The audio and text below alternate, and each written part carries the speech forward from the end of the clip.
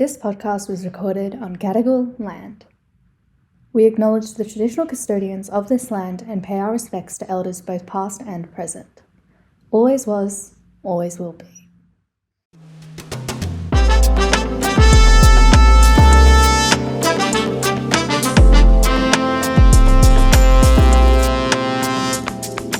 Hello everyone, welcome back to episode 5.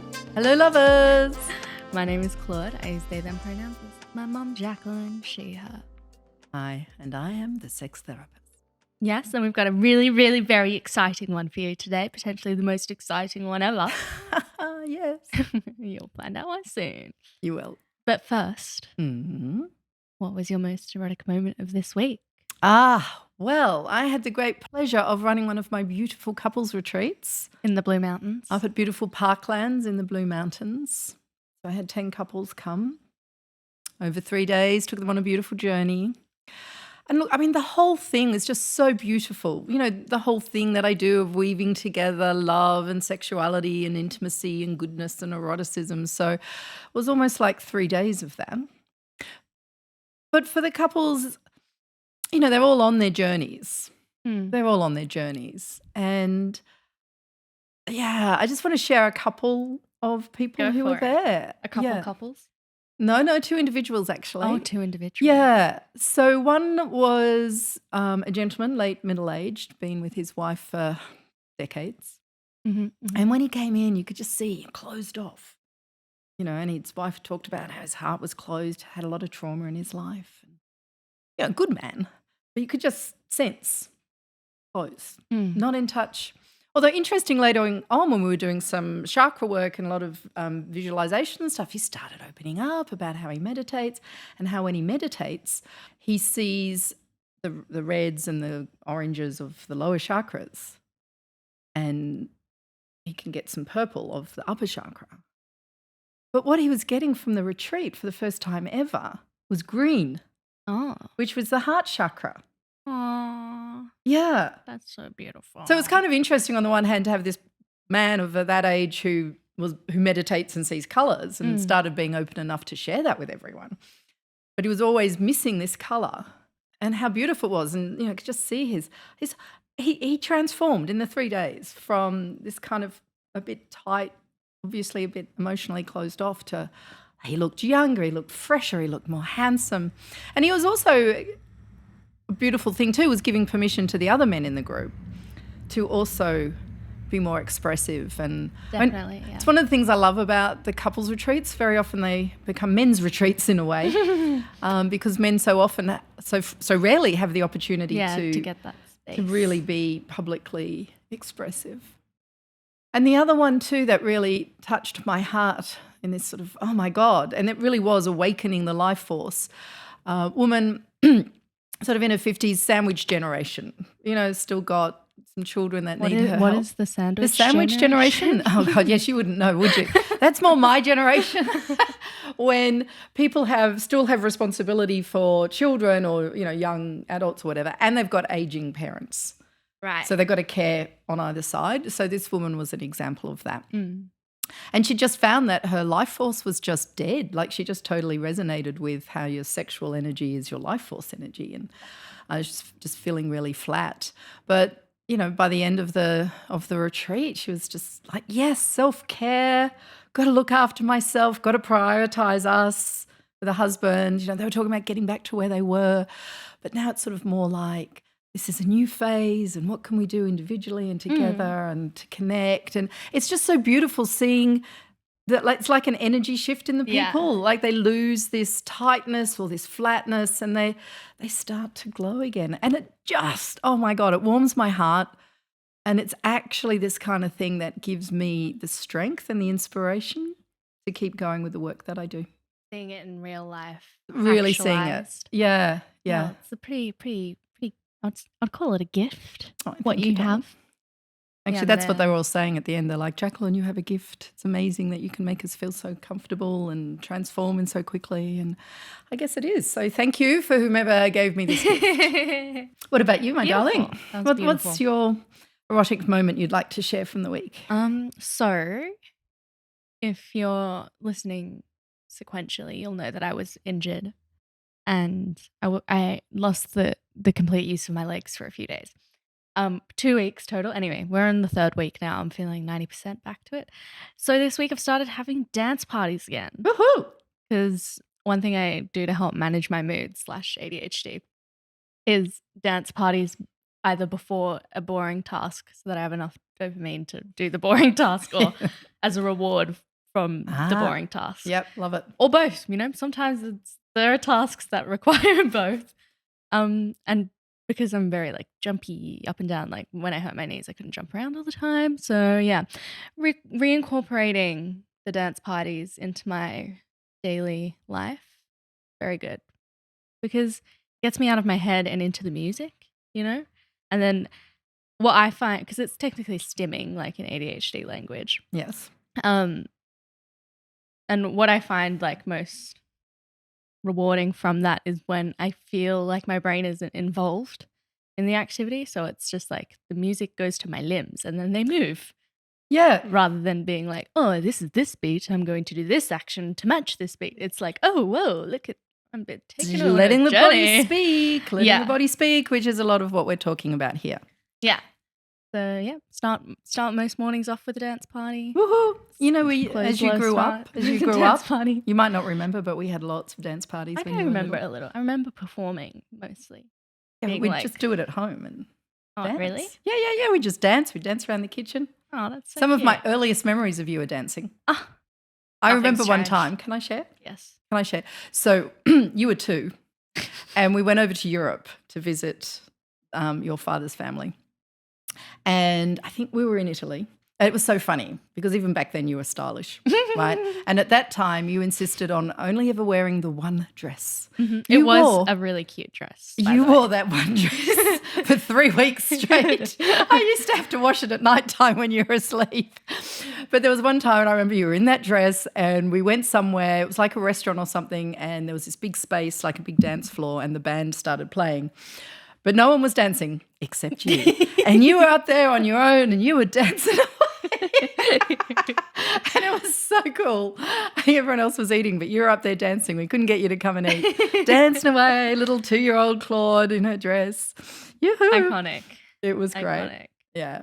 So I'm glad you're using that now as a way to, manage your life and really feel in the flow of life. It's beautiful. Yeah. Joyful movement. Yes. I just really love sound and music and stuff. I don't know. It's just a nice little, time to get back on track. You know what I mean? Like a little, this is what I do. Here we go again. Yeah. Time to start, Okay. Well, no, I don't know exactly because I'm not quite like that. I just dance because I like dancing. I don't know that I use it quite that same way. I'm like, time to get rid of everything. Yeah. Get out. Get back to myself. I guess that's what a way to describe it, is coming back to myself. Coming back to yourself. But also like back to my body rather than back to my brain. Busy in your brain. Yeah, because that's the problem. The brain is too busy. Yeah. Yes. Beautiful. Yay. Okay, so all of my beautiful lovers. Yes, all of our growing number of lovers out there. All of the lovers that have vaginas. This one's for you guys. Well, it's also for all our lovers who have penises. Yeah. Because True. They're going to benefit from this too. True. All of humanity. We're doing this for the whole of humanity. But the topic is? Female bodies are sexual pleasure machines. Yes. And just to clarify, assigned female at birth, people with vaginas. Gender inclusivity. Yes. Regardless of orientation. Anyway, take it away, girlie. Yes. So there is this big myth in society, one of the biggest ones, that men are more sexual than women. Yeah. And who creates that myth? The patriarchal society. Men. Well, no, let's be clear here. True. We are not man haters. No. The patriarchy was actually a system of oppression of the elites over everybody else. Right? And by oppressing, virtually everyone was oppressed. Particularly women were oppressed, but you oppress women, then you oppress men. You can't do it one without the other. And really, it was for the benefit of the elite. Right? Yeah, the elite. That's what we're trying to get away from. Yeah. Yes. But also what we were talking about last week we didn't teach anyone anything about sexuality. We made out that it was bad. We brought up our girls to think they shouldn't be sexual, that it was wrong for women to be sexual, blah, blah, blah, blah, blah, right? And if you haven't heard the previous episode, go back and listen to that one, because that will make this make a lot more sense. A precursor. It is, in a way, right? Because you've got to understand where all of our dysfunctional understandings of sex came from, right? And this is one of the big ones. Right? So basically what we ended up with, rather than going over what I talked about last week, we ended up with a model of sex that was really just about getting to the orgasm. Yeah. Getting, particularly his, but how to have good sex, have an orgasm. Yeah, that's our big KPI. And, there's a lot of speed as well. In fact, under the patriarchy, because the feminine, all of the sort of more feminine qualities, I don't really like saying feminine because it implies that that's female, and it's not female versus male. It's feminine and masculine. We have both within us. I like yin yang. I like yin and yang. Yeah. Yeah, where yin is the softer, flowing, expansive, nurturing side of life, whereas the yang is the more directed, purposeful, strong, hard side of life, right? And sometimes people say the yin is the feminine and the yang is the masculine. Yeah. But from all of that, we ended up having an approach to sex that was very yang. Yeah, it was very fast, intense, driven, unidirectional. We need to get this done. Yeah. Yeah. Right. And that is just, like with porn and all that, it's just got more and more. And if you think of that as your view of sex, then it's how quickly can you get aroused? How fast can you go? How intense? How quickly can you orgasm? Well, then you will think that men are more sexual. Yep. Because on average, males can get aroused more quickly and they can come faster in that type of, they can ejaculate faster, shall we say. Yeah. There's only one type of orgasm, as you'll soon find out. Yeah? Yeah. And they can do all of that, intense stuff. But, yeah, if you start broadening your concept of what sex is, and when you start actually making the male and the female, or the feminine and the masculine, the yin and the yang, equal, which is what we want. Like, there's nothing wrong with a hard shag or a quickie. No, fine. You want to get off, fine. Time and a place. But what we're looking at here is what has been missing for thousands of years, right? Yeah. And it's what's been missing is inside each of us. Inside each of us female beings, inside us women. Can I say woman? I like the term woman. If you don't like woman, we'll use your word. Yeah. Right? I just like the sense of being womanly. Yeah. Right? Female bodies are actually more sexual. Mic drop. Irrefutably. Yes. Let's just look at some of the facts. We have more sexual parts of the body. Yeah, should we list them off? Well, we've got the clitoris, we've got the vagina, we've got the urethral sponge, we've got the cervix, not to mention our boobs and our very sensitive nipples. And, women often, anal, but men have got that too. True. Yeah. True. Yeah. 6. Yeah. No, but, my experience and what I've observed of men and women, often women are just more receptive and sensitive to, even things like a kiss on the neck. Definitely. It's not that a man can't enjoy that. We just have more erogenous zones. And if you don't know what erogenous means? It means they're areas that are arousing, that feel good sexually, right? And in all of those myriad areas that we have, we tend to have more nerve endings, more nerves there. So we can actually feel more pleasure. More zones, more zones, nerve endings. More nerve endings. Literally more. Yeah. More. Just hello, and they're sort of all over the body. Look, men do as well. It's just we got more. Yeah. And from that, right, our arousal potentially can last longer, way, way, way longer, right? Okay. And it's way stronger. Longer and stronger. And more varied. More varied. Way more varied, right? Just more awesome. Even Masters and Johnson, the original sex researchers in the 1950s in America, they said, and I quote, women can go places men cannot even dream of. And all of the tantric traditions and Daoist and all of that all attest to the same thing. And what they actually say is that when a woman is allowed to go to these places, then she will take her partner on the journey. And therefore, if the partner is male, she will be able to take him places that he cannot go on his own. Pretty good, huh? Right? Awesome. Yeah. So that's why we are more sexual than men. Yeah. What is there like an evolutionary benefit? Oh gosh, this is really interesting. Oh, wow. Where's my platform to start preaching from? Yeah, it's really interesting because, again, a lot of evolutionary studies is done through the prism of the patriarchy and people don't even realize it, right? And it's also done through a prism of functionality. So there's all these questions about why did women evolve to have orgasms anyway? Like we don't need them to reproduce, right? But again, like we were talking last week, humans did not evolve to be so sexual to reproduce. We evolved to be so sexual to bond while we raise our slow-growing young. Right? So when it comes to bonding, sure, it makes an awful lot of sense for women to be highly sexual, right? And often too, again, there's this false belief that, women, prehistoric women, they were dependent on men and, they kind of had to please the men so that the men would look after them because the women were having the babies and stuff. No. They're totally missing the point that back then the feminine was appreciated. The chief deity was the earth mother.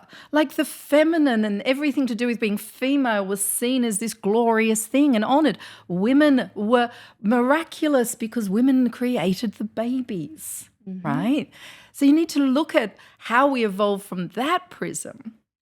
And from that you can see that quite likely the men were actually all clamouring to get a woman, not the other way round. Yes? Please, may I be your beautiful consort, oh, you miraculous creator of life. Yeah. Yes? Yeah. You, the goddess, the earth mother incarnate, let me pleasure you, right? It's quite likely that she might have had the pick of many. Yeah, please take me on this ecstatic, pleasurable journey, please. Yeah. I want to go along with you so bad. Yeah, please. Exactly, right? So when women are allowed to, within themselves to be free, and the men are on this journey as well because it is a journey of mutual pleasure here, right? I want to stress over and over again, we're not replacing one hierarchical system with another. It's not which gender is more than the other. We're just different and complementary. Yeah. Right? It's so exciting when you think about it that way. It is, my God. Can we please just end the gender wars? Like, it's not, okay, so it's quicker for men to have a peak ejaculatory orgasm, right? Some people interpret that as, well, that's not fair because women can't do that. I'm like, could we just look at all the amazing sexual responses that women can do? Yeah. That is a lot harder for a man to do. Yeah. I mean, they can, right? But it's not like shove it in and, lots of friction.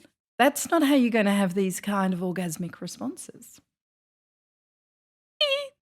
I'm so happy that I was assigned female at birth. Oh, thank you. And if you're not yet convinced that God's female, just keep listening.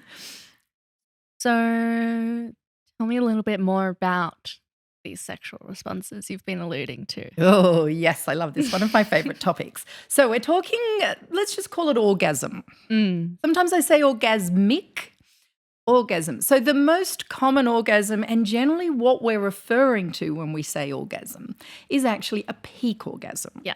Right? So the ejaculation, and generally the kind of orgasm we have from direct external clitoral stimulation is a peak orgasm.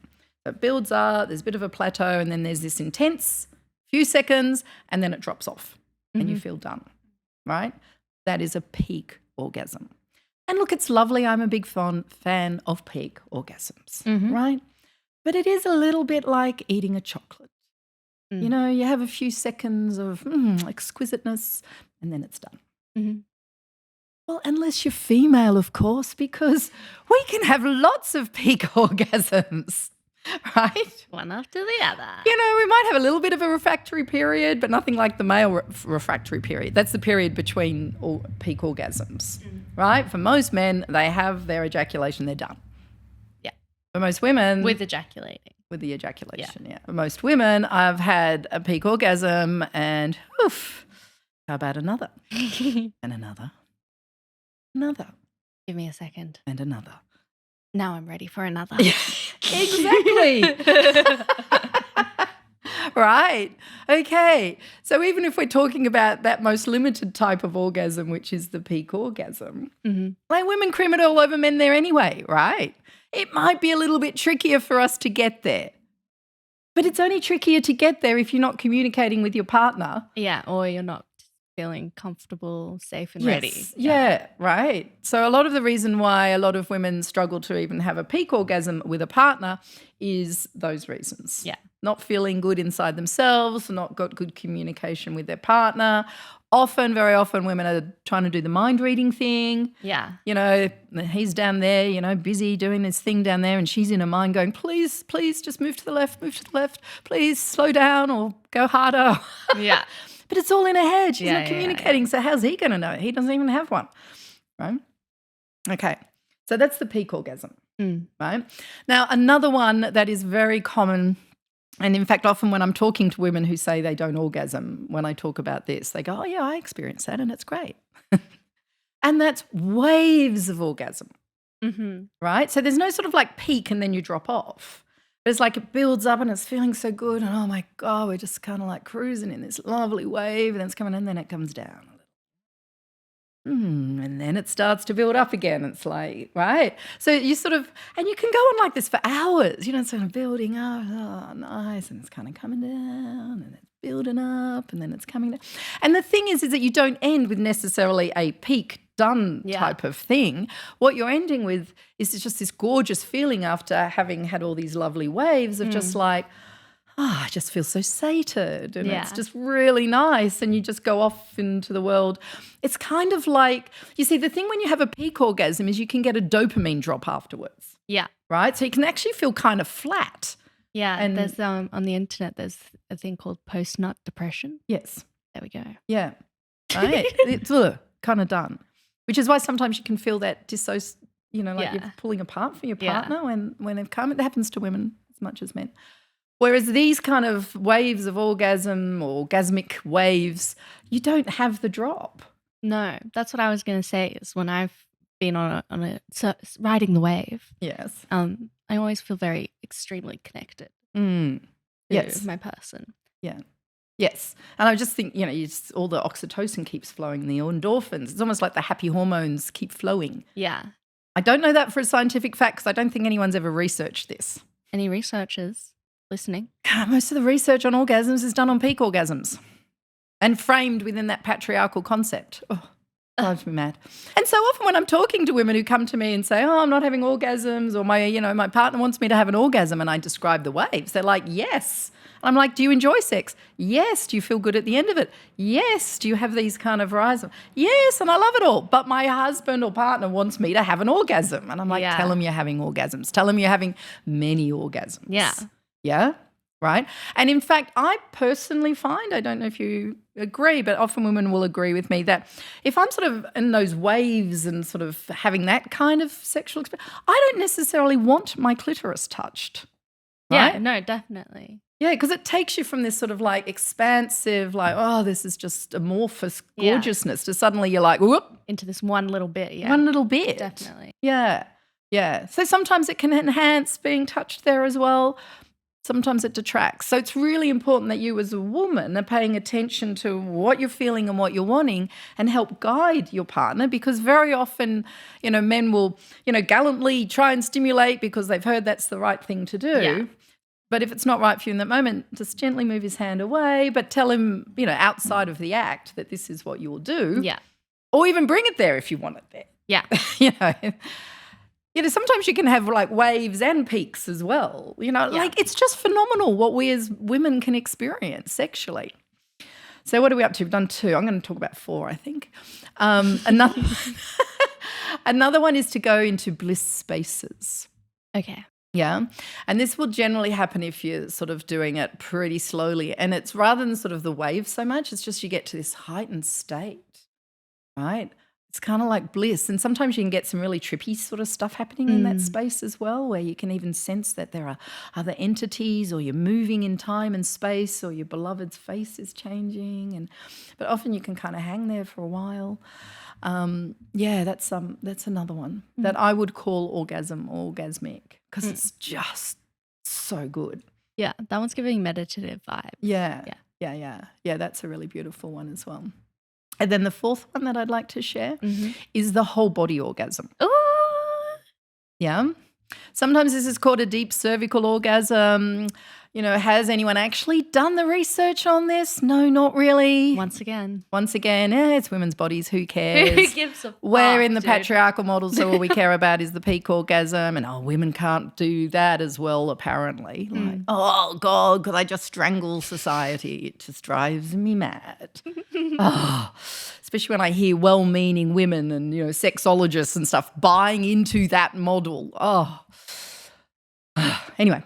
Where was I? Patience for societal change. Oh, yes, patience for societal change. Look, at least we're doing this podcast now. Yeah. Yay. Little baby step. Even baby steps, even though we can't actually do it properly on social media, and we can't even spell sex as sex because, shock, we might encourage people to have sex. Good. Yeah, fuck. We might encourage people to have good sex, Mum. Oh, Can't no. have that. How would we control the population? How can we then? control the population? We can't say penis or genitals or vagina or, no, we have to spell them with silly symbols. Yeah. Sorry, I'm going on a rant. No, it's okay. It's it's a justified rant. I think it's, yes, thank you, darling. Very silly. Anyway, but Yes. I want to retaliate by saying that we are creating change in my inner circle. Yes. Really? Yeah, I told you earlier about. Tell our lovers.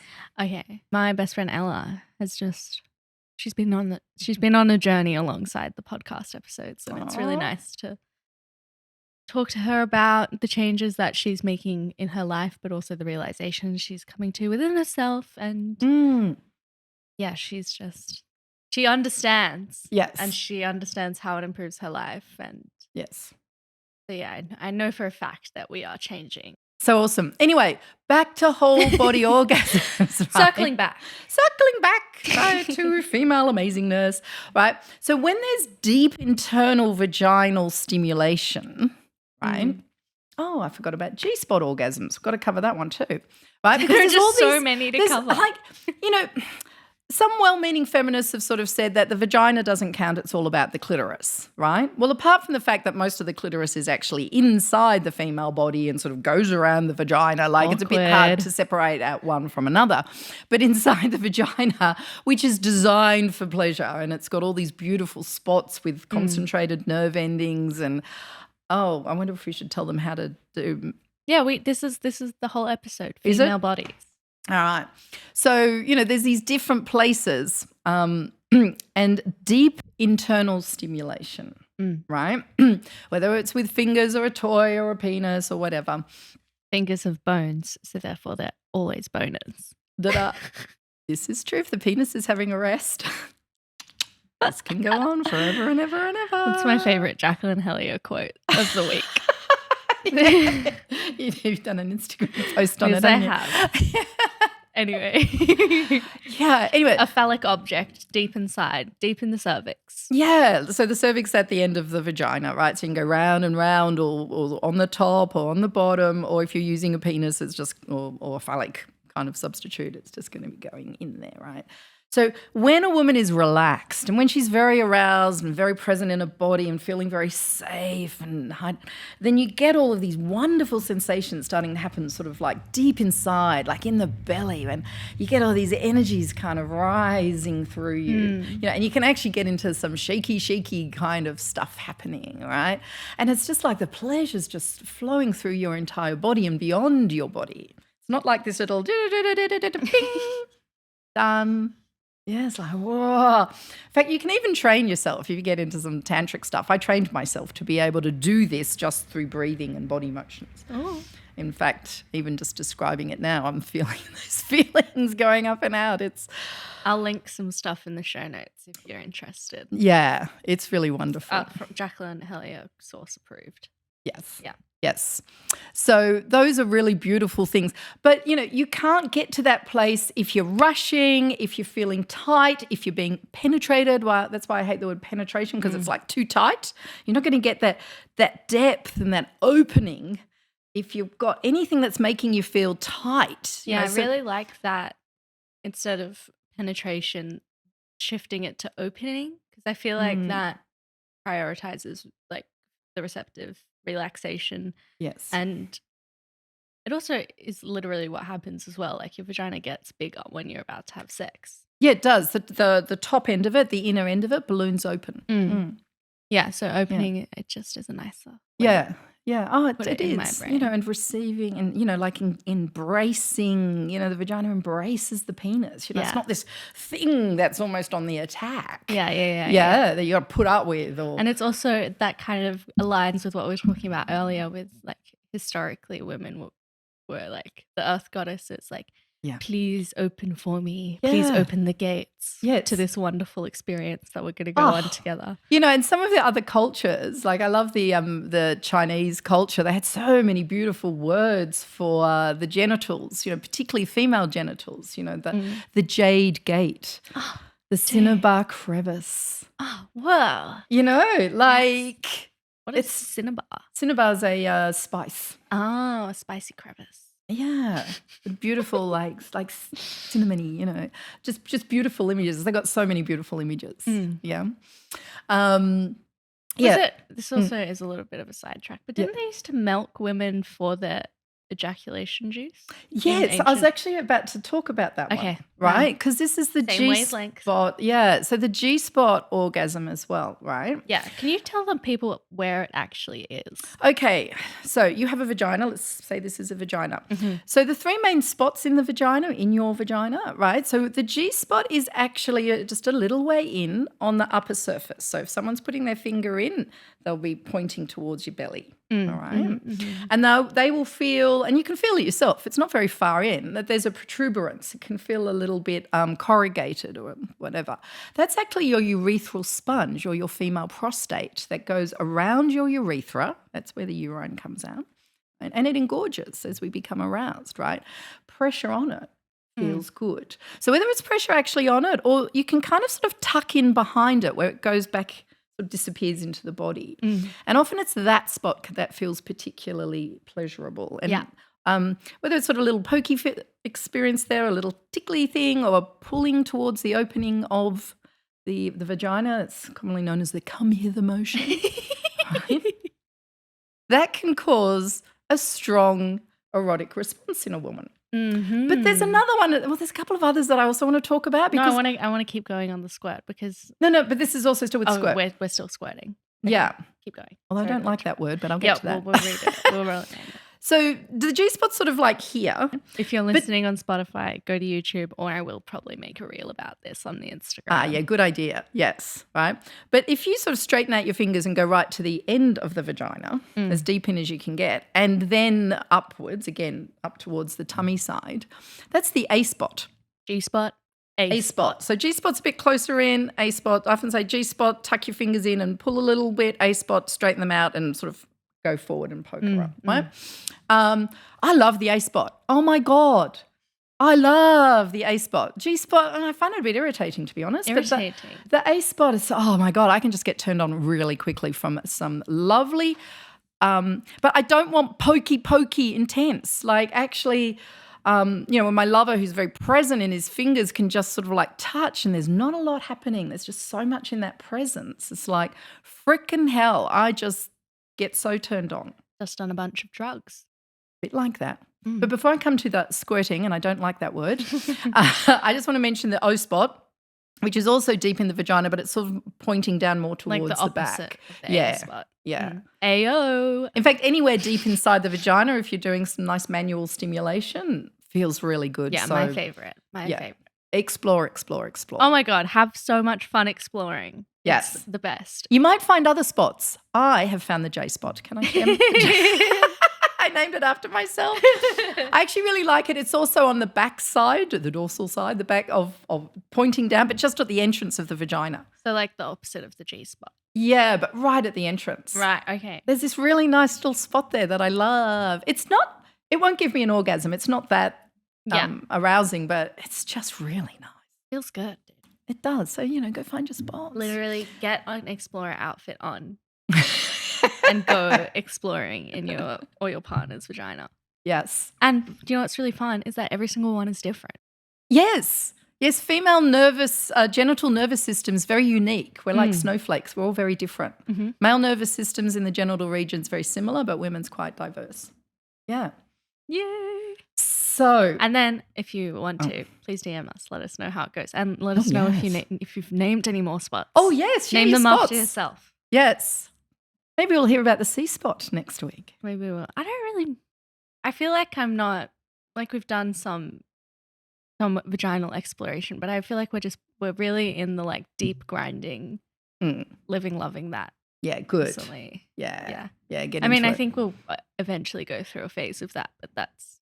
Love that. That's the the deep grind. Right the now, deep grinding. Doesn't it just make you kind of, Yeah, and because I think also we like it because we're so far apart all the time that when we do come together, we're like as close as possible.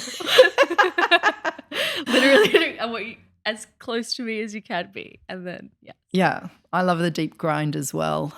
Maybe it's genetic. Oh. Is it just because we're more open as women, or is there maybe a genetic element? Who knows? Yeah, wouldn't it be awesome if someone researched it? Wouldn't it be awesome? Anyway, squirting. Squirting. Wait. Oh. Sorry. Squirting. I loathe that term. Squirt. I don't squirt. I mean, occasionally I gush. But let's use, I was talking about the Chinese terms, the ancient Chinese terms before, So like they talk also about the 3 gates. Okay. A woman has 3 gates. Okay. And the first gate is the clitoris. Mm-hmm. And stimulating the first gate will bring on the first of the 3 female love emissions. Okay. And the first one is the lubrication of the vagina. Okay, gate number 1. Yeah. So we all know that. That's that slippery, soft sort of thing that comes out of the walls of the vagina. Beautiful, beautiful, beautiful. Love some lubrication. Yum, yum, yum.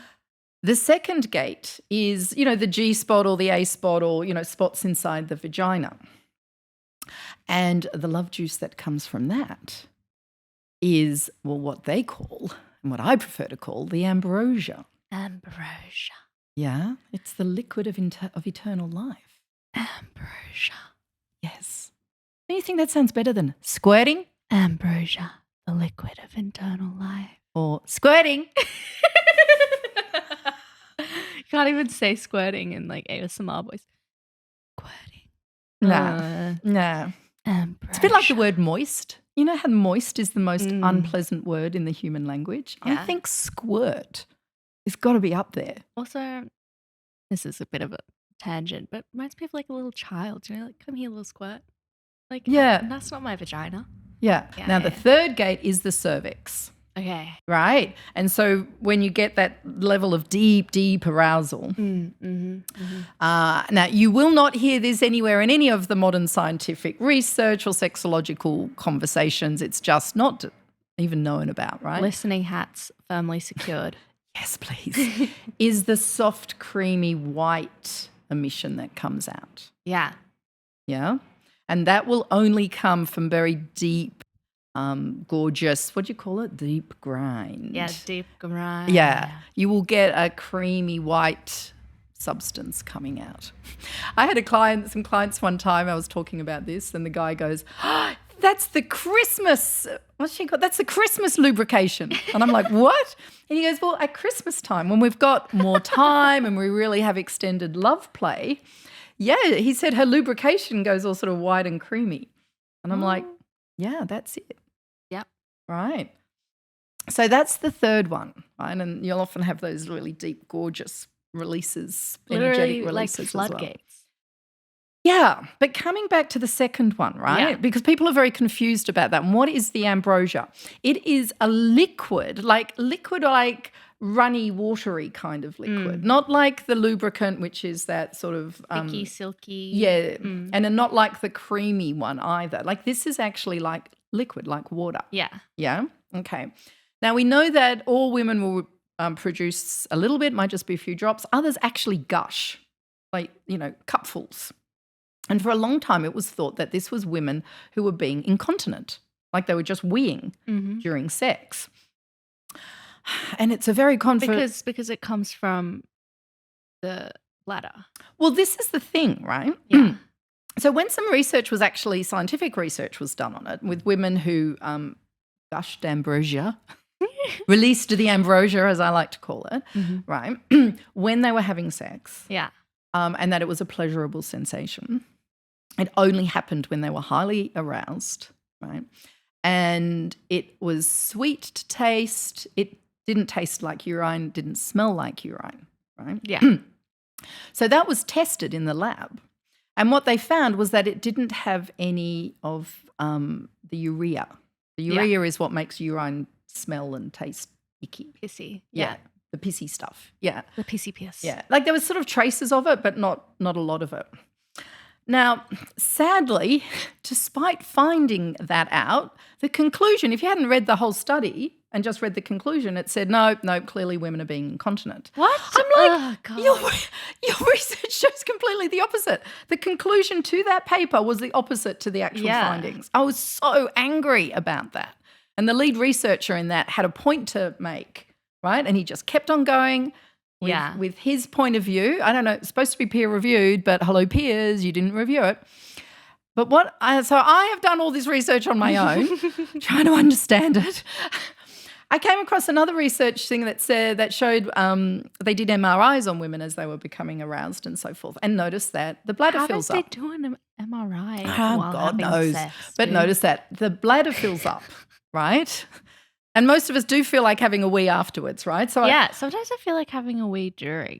Yes, right? So what I have come to the conclusion, and this is just me, I could be completely wrong, right? But what I think happens is we naturally fill up with, watery substance in our bladder when we're aroused, but it doesn't release urea from the kidneys. Yeah, no urea here. From. Yeah? So it's just filling up. And maybe it's to provide some kind of padding or the thrusting or something. Oh, yeah. Yeah, like if we think about why did we evolve with that, right? And then at certain points with certain types of stimulation, that can kind of leak out or gush out, right? Mm-hmm. Which would explain why it is sweet and it's not icky, urea-ish. So that's what I think it is. Yeah. Right? And probably why we should always urinate after we've had intercourse as well, because it just kind of flushes all of that out. So I think that's what's going on.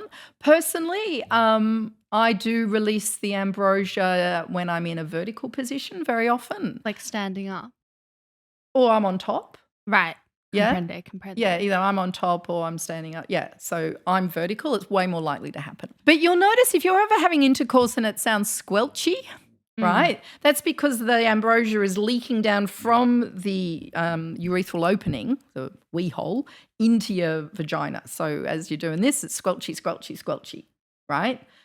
Lubricant on its own is not squelchy. Yeah, you have to have that watery kind of liquid coming in. I didn't know that. No, well, you never get taught this stuff. I've never read this. I've figured this all out on my own. And if you've ever found that the bed is wet, right, that comes from her, not him. All men release is a squidgy little bit of cum, right? Yeah. Like that's not wet. Yeah. So if it is actually wet, then that's her releasing the ambrosia. Guys. Yeah. Cool. So. But I just also one note is that every woman does this. Yes. Not every woman gushes. No. No. But which there'll is be a like little bit. why some people. But every woman does have this capability. Yeah. So I've had a few conversations with people, some of them more heated than others, about being like, I can squirt, therefore I'm more sexual than these for heaven's people. sake.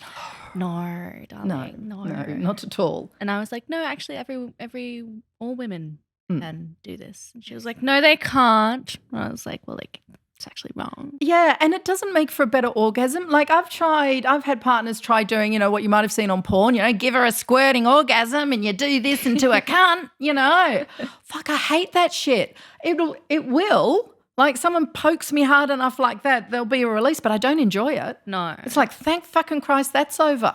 Yeah, your body's almost like, okay, fine, I can see. Jeez, it's like yuck. Not very sexy. No, it's not sexy, yeah. But you may well feel, like you were mentioning before, sometimes during sex you feel like peeing.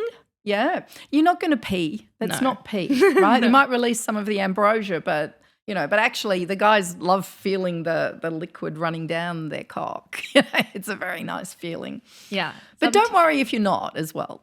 Yeah. And also I think because when I found all of this out, I was like, I need to do this. I need to gush. And so I'd be like, bounce, bounce, bounce. Ah! Ah! And then I'd get freaked out. So just don't be afraid of it either. I love that. And can I tell you a couple of other funny stories, like historical stories? Yeah. Right? So when Westerners were first translating a lot of the Indian tracts, like the tantric material and stuff, they were coming across descriptions of the ambrosia.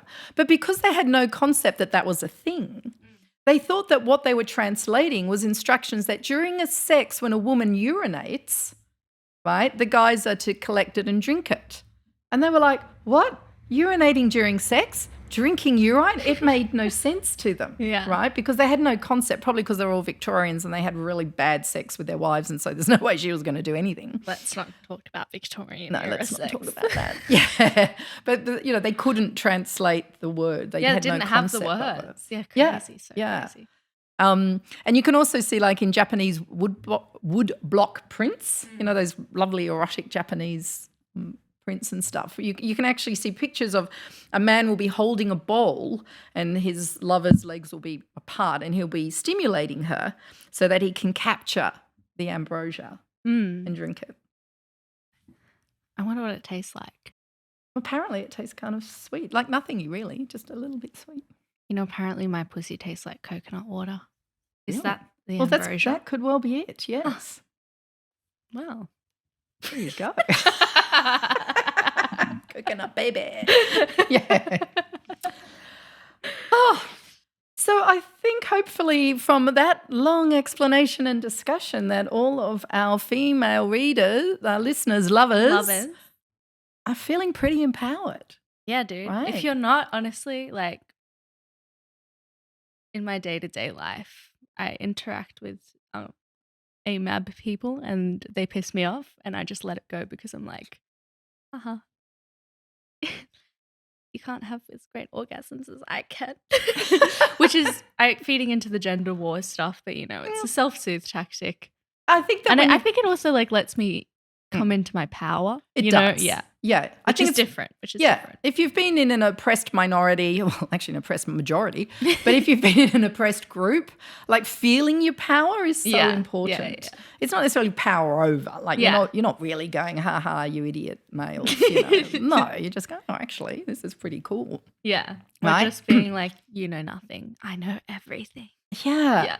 And, when I teach people about this sort of stuff, and I don't always use, I use a lot of scientific language. I do it a lot in the clinic.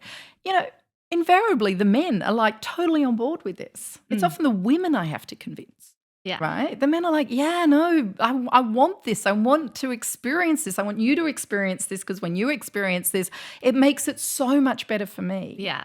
Right? Like guys can, we'll talk about it on another edition. They need to learn ejaculatory choice if and when they're going to come. And from that, they can actually learn too. Next episode. Next? Okay. We'll be talking about how men can also have wave orgasms and whole body orgasms. Don't worry, we're thinking about you too. Of course. It's all about equality and mutuality and everyone having great agency in the co-creation of beautiful experience.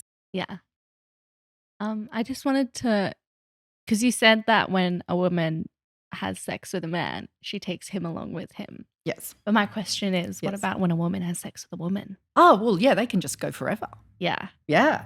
They're just going on a ride. Literally. And Actually, a friend of mine once some years ago was telling me that he really liked it when his female partner invited in a friend, right? Yeah. And 2 women. And he said, he'd kind of had a little bit of fun at the start and shagged them a little bit, like they'd have a good time. Then he'd just sit back. He would sit back and he'd just watch them go on and on and on and on. And it was just like, fantastic, clearly. Who's the more sexual? He's like, they're just going for it on and on and on. Yeah, I thought that was really sweet. And then what about, I guess maybe we can put this in the next episode, but what about man on man? Yes, that's probably more next episode. We'll talk about you guys. Yeah, okay. Well, delightful. All my people with vaginas, I hope you go on some solo explorations and some together explorations. Yeah. Don't weekend away in your vagina. Ooh, I love it. I love it. Literally. And can I say, yes. And can I say one really important thing here? Yeah. No pressure. Like, no. Having explained all of your possible potential, don't think, oh my God, what's wrong with me? I'm not doing this. Oh, I've got to achieve all that. No, just let your body express whatever your body wants to express. Yeah, like how me and my partner are in a deep grinding phase right now, Yes. It's just like we're obviously doing other stuff as well, but that's what my body wants. Yeah. What his body wants. Yeah. That's what we're doing. Woohoo! And yeah, no pressure. Yeah. So exciting. Just let us know how it goes, my beautiful lovers. Would love feedback. Yeah. Yay. Give us your little it's like a staycation. But in your vagina. A vagication. A vagication. Brilliant. Rapid fire brain, dude. Just constantly things so much is going on up here. All right. Segment 3. Yeah. Bring on the questions. This is put Jacqueline on the spot time because Jacqueline loves being put on the spot. Yeah, so if this is your first time listening, every week, usually on a Sunday, I'll post on our Instagram page saying, ask me anything. And if you want your questions to be asked on the pod, by me to my beautiful mother, Jacqueline, that's how you get them out here. Okay, are you ready? I'm ready. The first one's kind of heavy-handed. Oh, okay.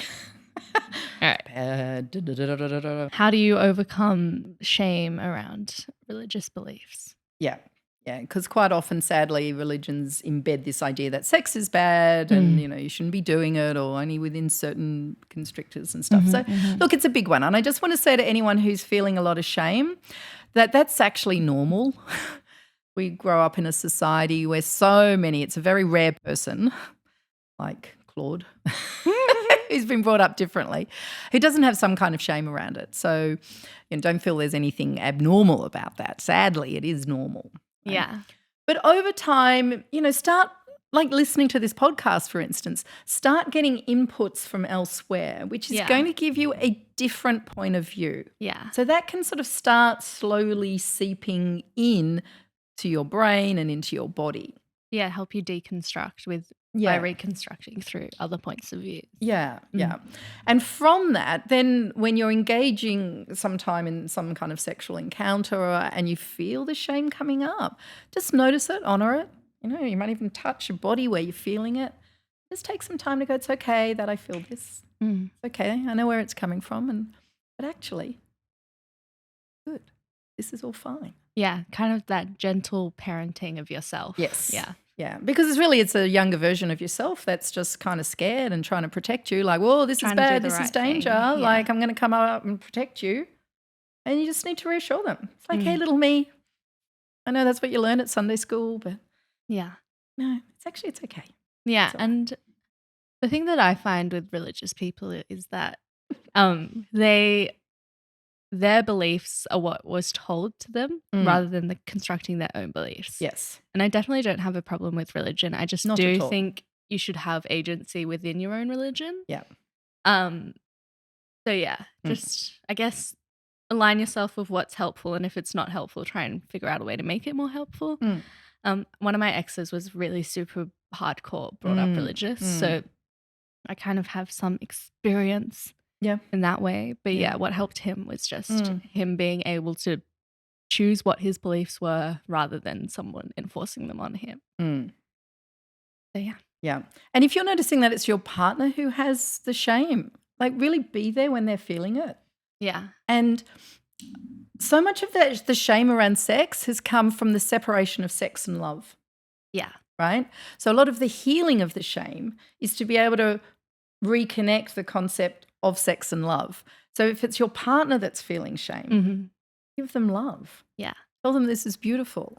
Yeah. And how your heart is feeling and how much you love them and all that kind of bringing the love back in. It's really healing. Definitely. Yeah. And also I feel shame is quite a in your brain emotion.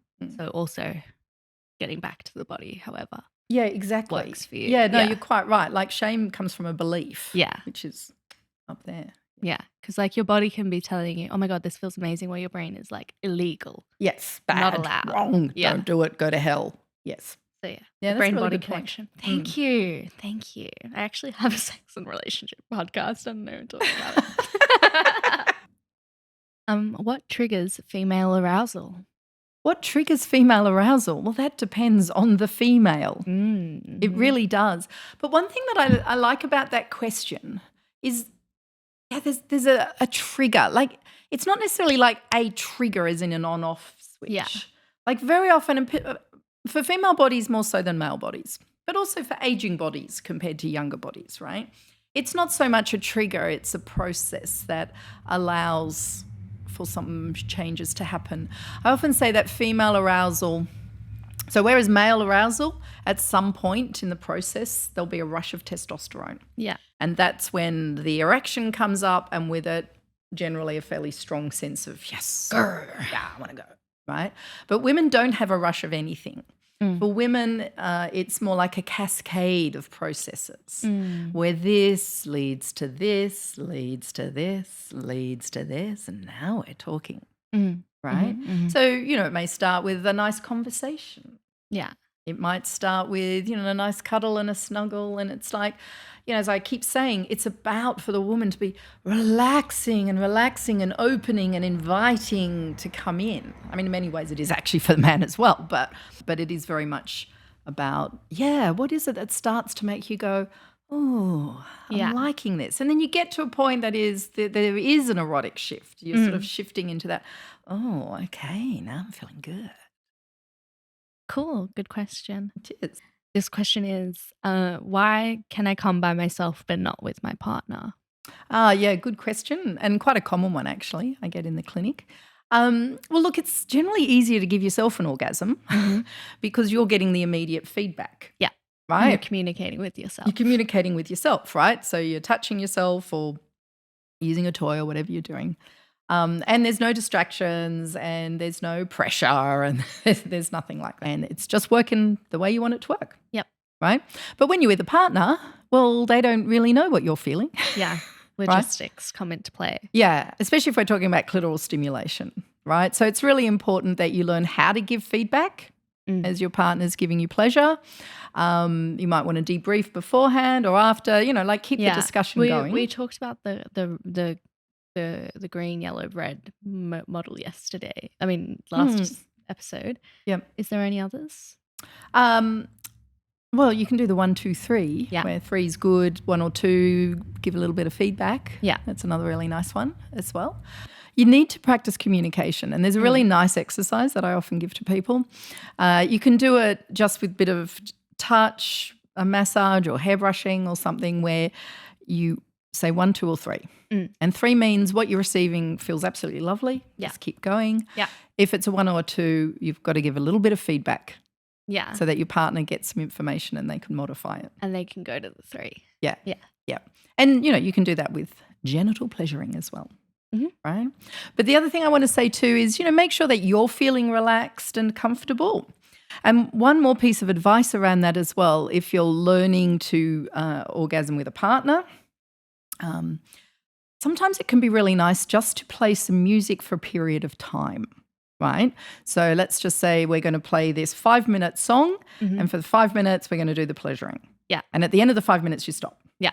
Because otherwise what can happen is, it's going on for a little while and you're starting to think, oh my God, is this taking too long? Oh my God, maybe he's not enjoying himself. And then you start psyching yourself out of it. Whereas if you know that you've got the end point, you can kind of relax more. Yeah. Because it's relaxing that you need. Yeah. Yeah. So there you go. Good little hit. Couple of little tips there. Oh, a little tip. Little what? A tip. A tip. At the tip of the penis. On the tip of the clitoris. A tip. That's the end of the questions for today. Oh, we're done. Yeah. Yay. Thank you, lovers, for the questions. Keep Thank them you, our coming. beautiful lovers of life. Lovers of life, lovers of love, lovers of sex. That was the end of this episode. Yay. But if you want to see more of us, you can head over to our Instagrams. Our shared podcast Instagram is My Mom's a Sex Therapist. Yep. My personal Instagram, if you want to see gorgeous hiking photos, Yes. is not Claude. And if you want to see my mom, Jacqueline.Hellier, JACQUELINE.HELLYER. Hell yeah. Or go to my website, Mm-hmm. JacquelineHellier.com. Yeah. Lots of good stuff there. Our intro and outro song was created by Paul Seals. His new album is linked in the show notes. Thank you, Paul. Thank you, Paul. And also thank you, Claude, for producing, editing, Yes. co-hosting, managing this podcast. Doing it all. And thank you, Jacqueline, for just turning up. Yeah, thank you, Jacqueline, for dedicating your whole life to This is to true. helping people. No, keep yourself on that high horse. That's you true. deserve to be there. That's true. There's a lot goes into this. Yeah. And a lot comes out of it. I hope so. Spreading the word widely. A lot of ambrosia. Oh, I'm feeling it already. Yay. Anyway, we love you. And we'll see you next week, every Wednesday/Thursday. Oh, wait, don't forget to subscribe. Subscribe on YouTube.